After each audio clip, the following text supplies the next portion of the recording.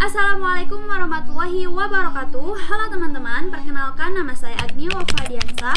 Saya dari kelas D semester 1 mata kuliah Ulumul Quran bersama dosen pengampu Bapak Dede Sutisna MPDI di program studi Bimbingan Konseling Islam Fakultas Dakwah dan Komunikasi. Di sini saya akan membacakan Quran Surat Al-Kahfi ayat 9 sampai ayat 26 beserta penjelasan dari ketiga aspek. Yang pertama yaitu asbabun nuzul, yang kedua yaitu munasabah Al-Quran, dan yang ketiga yaitu dari qiraat Al-Qurannya. A'udzu billahi minasyaitonir rajim. Bismillahirrahmanirrahim. أم حسبت أن أصحاب الكهف والرقيم كانوا من آياتنا عزبا إذ أوى الفتية إلى الكهف فقالوا ربنا آتنا من لدنك رحمة وهيئ لنا من أمرنا رشدا فضربنا على آذانهم في الكهف سنين عددا ثم بعثناهم لنعلم أي الحزبين أحصى لما لبثوا أمدا نحن نقص عليك نبأهم بالحق إنهم فتية آمنوا بربهم وزدناهم هدى وربطنا على قلوبهم إذ قاموا فقالوا ربنا رب السماوات والأرض لن ندعو من دونه إلها لقد قلنا إذا شططا هؤلاء قوم اتخذوا من دونه آلهة لولا يأتون عليهم بسلطان بين فمن أظلم ممن افترى على الله كذبا وإذ اعتزلتموهم وما يعبدون إلا الله فأووا إلى الكهف ينشر لكم ربكم من رحمته ويهيئ لكم من أمركم مرفقا وترى الشمس إذا طلعت تزاور عن كهفهم ذات اليمين وإذا غربت تقرضهم ذات الشمال وهم في فجوة منه ذلك من آيات الله من يهد الله فهو المهتد ومن يضلل فلن تجد له وليا مرشدا وتحسبهم أيقاظا وهم رقود ونقلبهم ذات اليمين وذات الشمال وكلبهم باسط ذراعيه بالوسيد لو اطلعت عليهم لوليت منهم فرارا ولملئت منهم رعبا وكذلك بعثناهم ليتساءلوا بينهم قال قائل منهم كم لبثتم قالوا لبثنا قوما أو بعض يوم قالوا ربكم أعلم بما لبثتم فابعثوا أحدكم بورقكم هذه إلى المدينة فلينظر أيها أزكى طعاما فليأتكم برزق منه وليتلطف ولا يشعرن بكم أحدا إنهم إن يظهروا عليكم يرجموكم أو يعيدوكم في ملتهم ولن تفلحوا إذا أبدا وكذلك أعثرنا عليهم ليعلموا أن وعد الله حق وأن الساعة لا ريب فيها إذ يتنازعون بينهم أمرهم فقالوا ابنوا عليهم بنيانا ربهم أعلم بهم قال الذين غلبوا على أمرهم لنتخذن عليهم مسجدا ويقولون 5 سادسهم كلبهم رجما بالغيب ويقولون 7 وثامنهم كلبهم Rabbi a'lamu bi'iddatihim ma ya'lamuhum illa qalil fala tumarihim illa mira'an zahira wala tastafti fihim minhum ahada wala taqulanna li syai'in inni fa'ilun dzalika ghadan illa an yasha Allah wazkur rabbaka idza nasita wa qul asa ayyahdiyani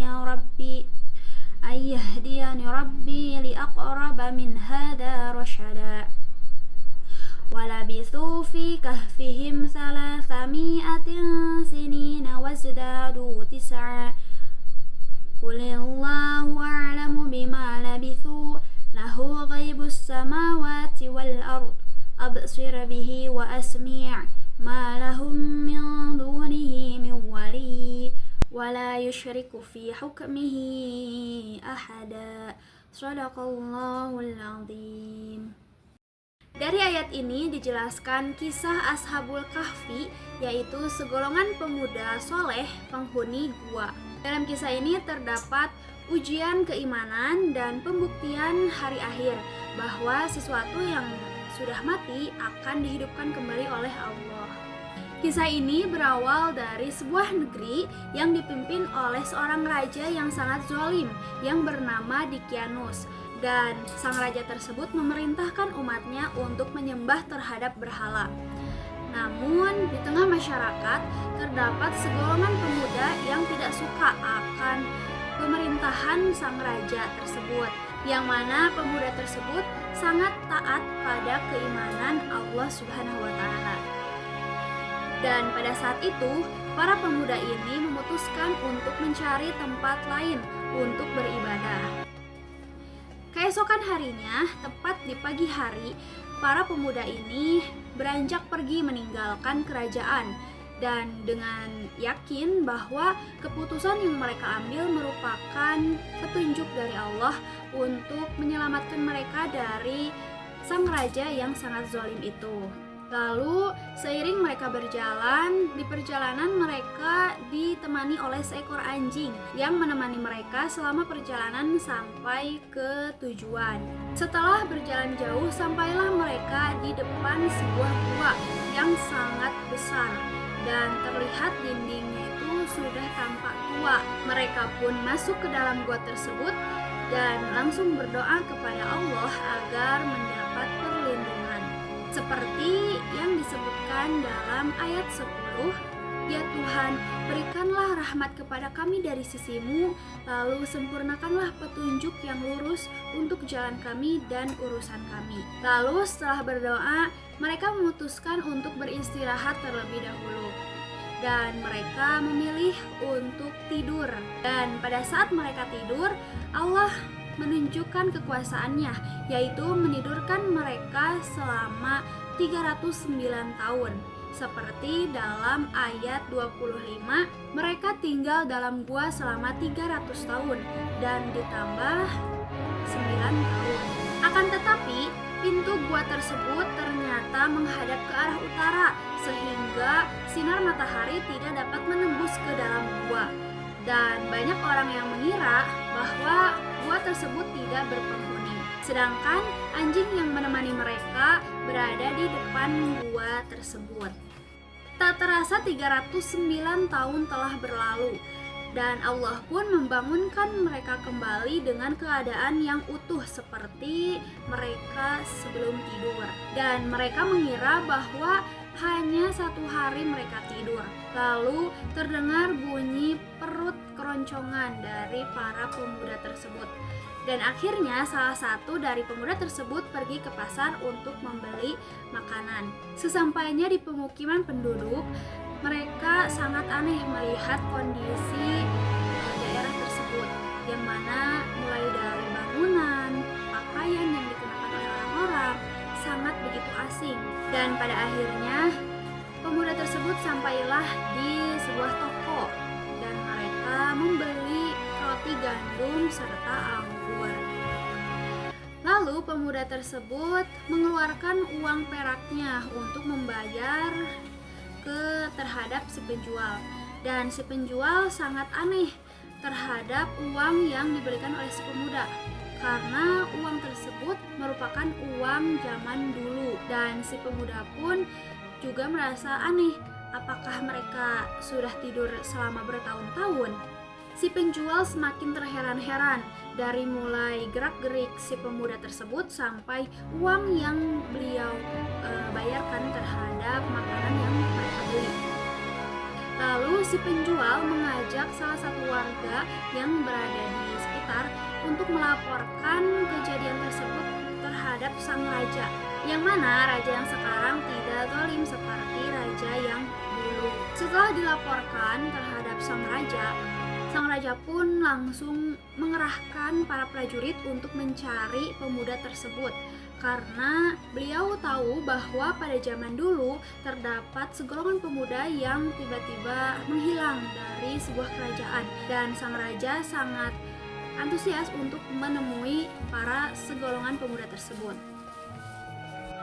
Sampailah para prajurit atau pasukan tersebut menemui para pemuda di gua dengan keadaan sudah tertidur, dan ternyata segolongan pemuda tersebut sudah dalam keadaan tidur selamanya. Sang raja pun menghampiri gua tersebut, dan ternyata seekor anjing yang berada di depan gua juga sudah dalam keadaan meninggal.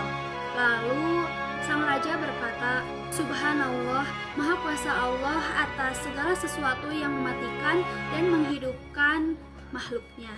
Ini adalah bukti bahwa hari kiamat sungguh nyata.